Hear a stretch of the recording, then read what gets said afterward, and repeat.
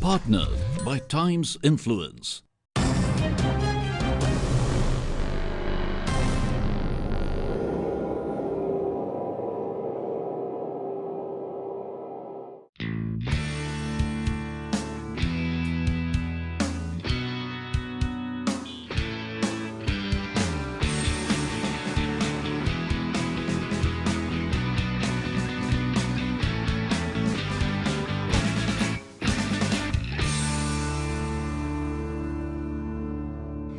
Hello and welcome. India's electricity sector is going through a big churn. While most of our investments now are made in renewable energy, most of our electricity actually comes from fossil fuels, which means that after the US and China, India is the largest emitter of greenhouse gases in the world, which makes us vulnerable to flash floods and heat waves. So, like most other countries, we've promised to significantly reduce our carbon footprint. And this really is the essence of the dialogue here at Elecrama.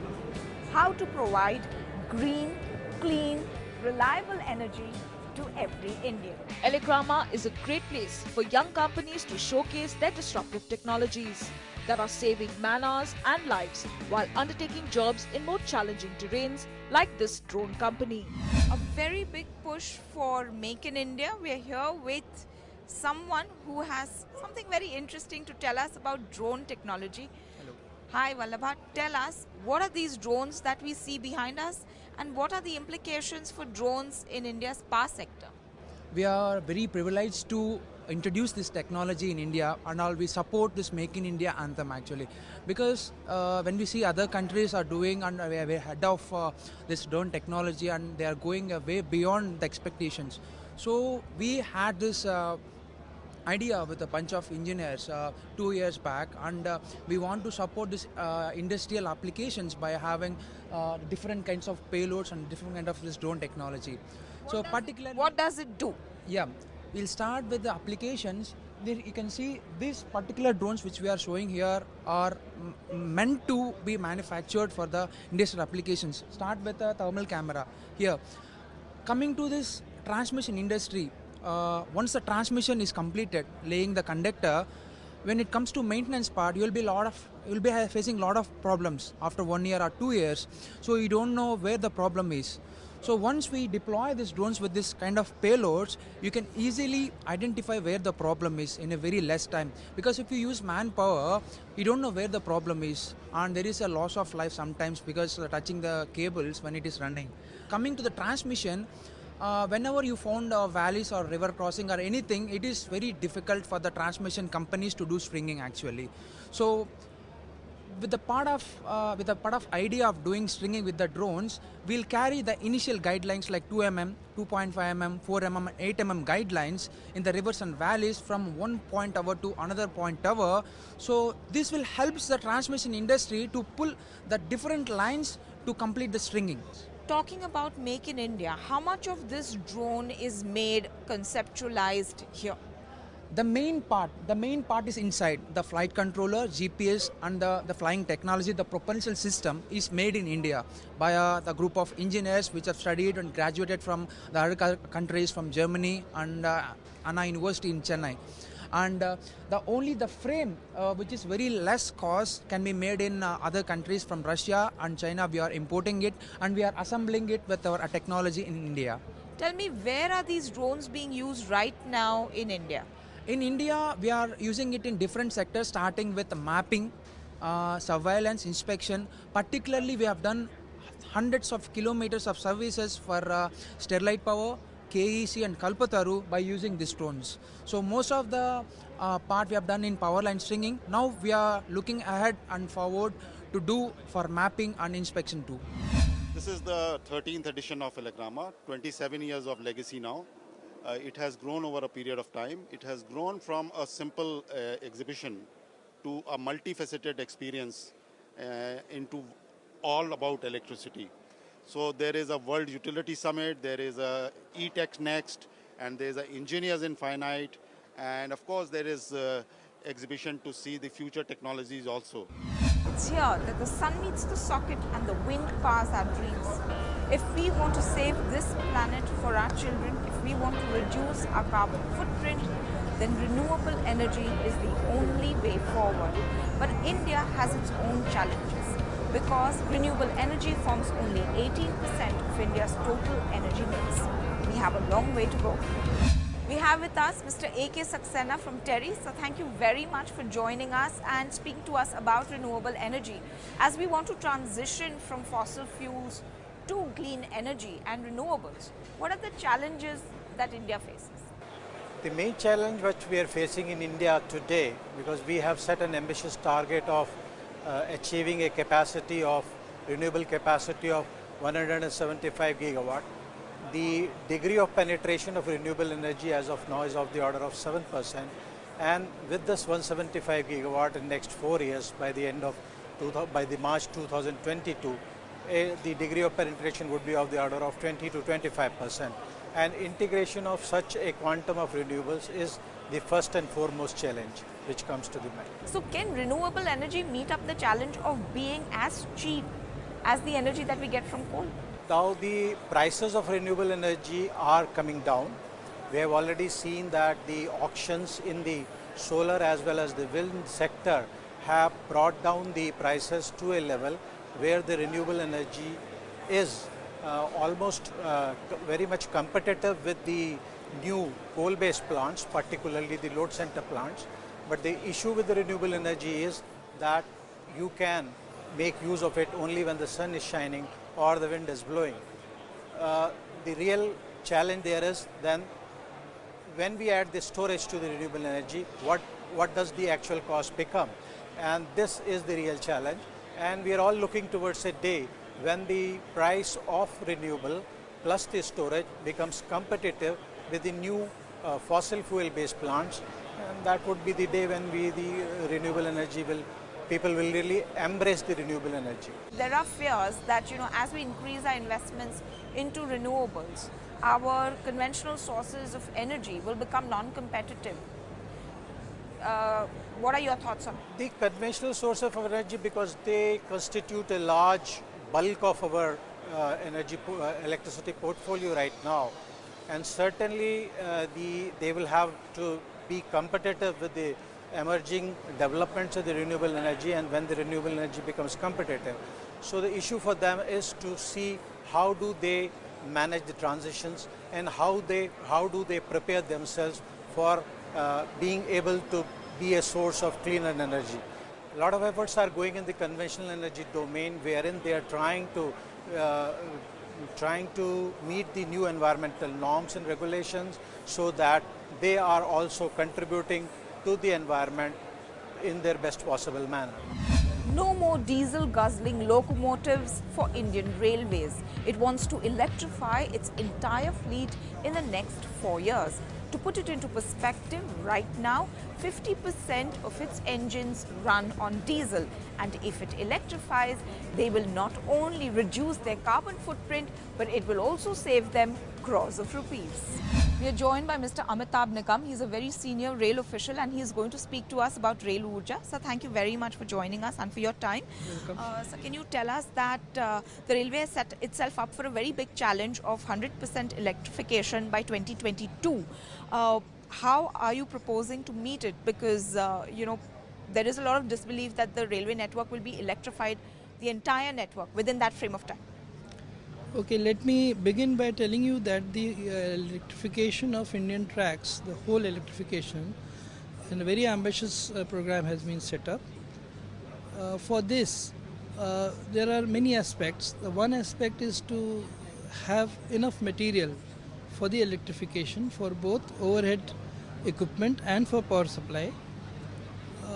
Most of these equipments are RDSO approved, and I, as Executive Director Traction Installation, can tell you that the vendors who are available with us have got the declared capacity on an annual basis to sustain the electrification targets that we are going to meet. Still, we would be requiring more vendors, and that is precisely the reason that Elecrama is going to help us in a great way. We are meeting vendors of our interest in power supply and electrification.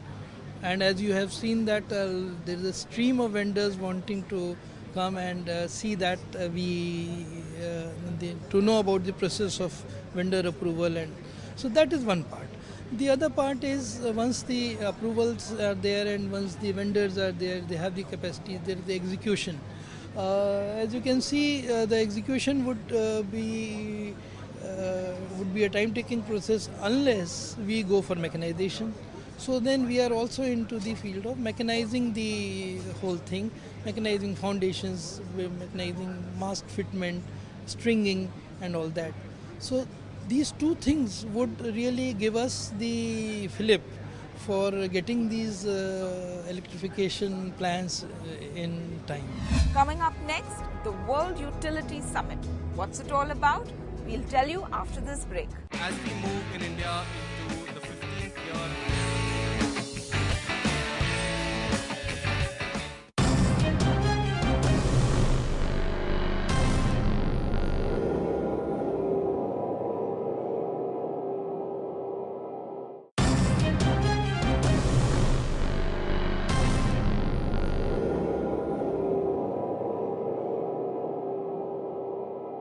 The power or electricity that comes into our homes is generated and distributed by electric companies. These companies are utilities, and we are here at the World Utility Summit. So how does what happens here impact us as consumers? Let's find out. As we move in India into the 15th year of our Electricity Act, exactly 15th year this is, we've come a long way from where we started. In the pre-Electricity Act era, the state used to play the role of a regulator as well as a policy maker. There has been a huge departure from that, and we see independent regulators in place. So to that extent, coming to today's topic of this panel discussion is how to enable more harmonious regulatory framework for utilities. I find there is a hierarchy of instruments for harmonization in the law itself. Because harmonization, if it is left to individual personalities or individual institutions, it won't work. It needs some legal backing, but legal backing at the same time also leaving a lot of space for flexibility and innovation. If you make harmonization too tight, it will stifle innovation and also flexibility. The challenges of the regulators has multiplied. The issues are, the technology breakthrough is there, technology changes are there, is happening continuously. We don't get a single day where we don't listen to anything new technologies coming in. That is the situation of the day. Whereas if you look back to Indian scenario, we are in a very primitive stage in some of the part of the country. We are a little bit developed in some part of the country, and maybe in a quite advanced stage in some of the cities like Mumbai, Kolkata, or some other places in the country. So it is a huge mixture of old, totally obsolete, no power available as such, to a highly sophisticated technology and support where we can think of it. We will probably question a lot of or we are already questioning the whole system. We are much more starting from bottom up, and we are doing bottom up, which then leads to the overall security of supply. So we need more focus on things like demand-side management, and we have now also problems in Europe. How do we do with storage? Germany so far basically could do without storage, additional storage, I mean. Now it's getting more the crunch time, so we need to think about how you make it a business case to have good various storage models. The words of FERC Commissioner, they echoed to me about universal value of energy, security, green power, universal access. And I think if we keep those as the primary objectives or goals, much easier for us to address some of these things. Throughout the world, in the UK, in Europe, and in India, we're looking at an aging infrastructure, and particularly for well-developed energy networks, they're aging. If you haven't got a network, it's not going to age. But many of the networks in Europe, and particularly the UK, have been there a very long time, and therefore there are aging issues in terms of the assets. I think a very big opportunity for industry to actually think how would energy companies and manufacturers really want to take forward this new solution? The regulator has to be there, but the regulator can't define the future. The question is, Technology is revolutionizing power and electricity sector. Electrification and digitalization are uniting to create a smarter and more connected electric system. Elecrama 2018 hosted a panel discussion on the theme of racing with technologies to debate and discuss challenges pertaining to this revolution. Going forward, we have to see how the environmental side and the electricity side work in tandem to see that the climate change challenge, especially through the mainstreaming of renewables, moves at a much faster pace. These are the major things which NTPC is taking.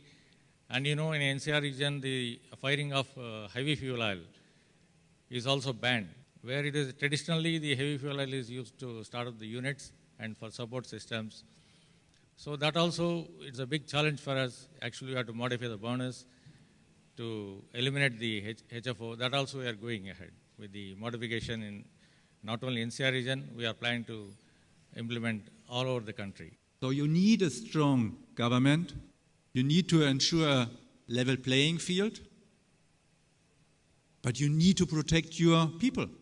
When we talk of regulation, I come from an industry that is perhaps the most regulated industry in the world, and that also regulated by an arm of the United Nations, the International Atomic Energy Agency.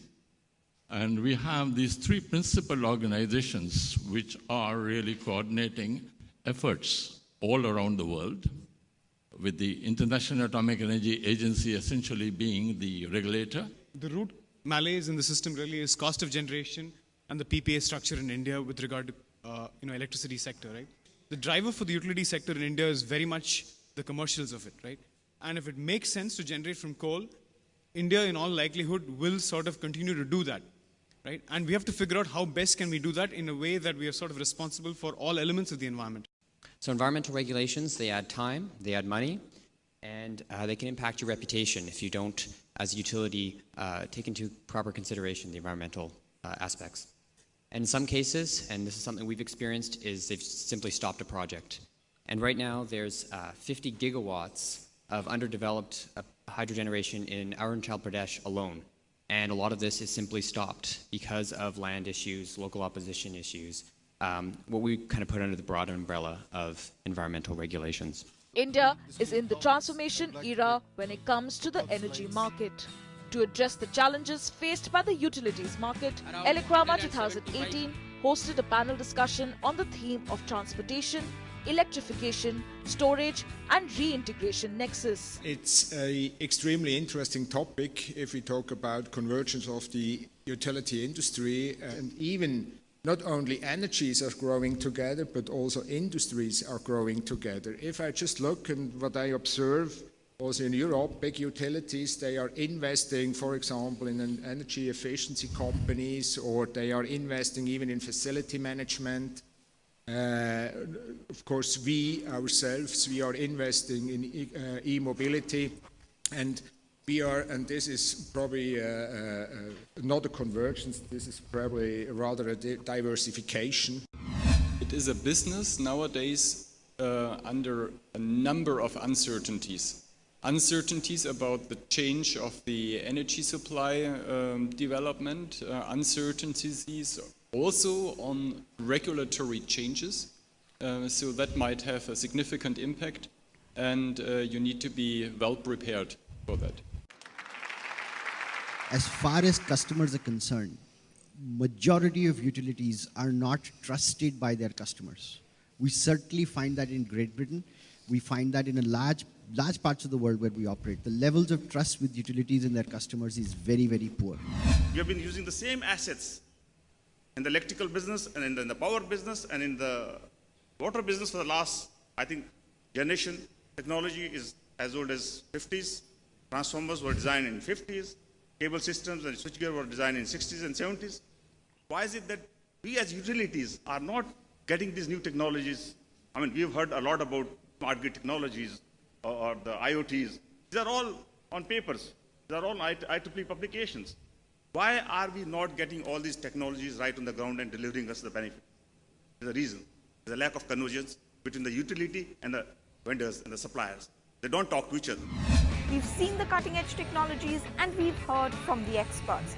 We've brought you the opportunities and the challenges that lie in wake for India's power sector.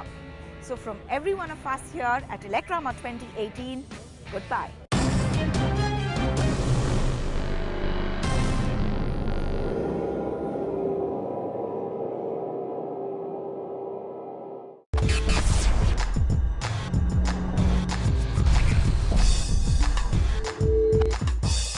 Partnered by Times Influence.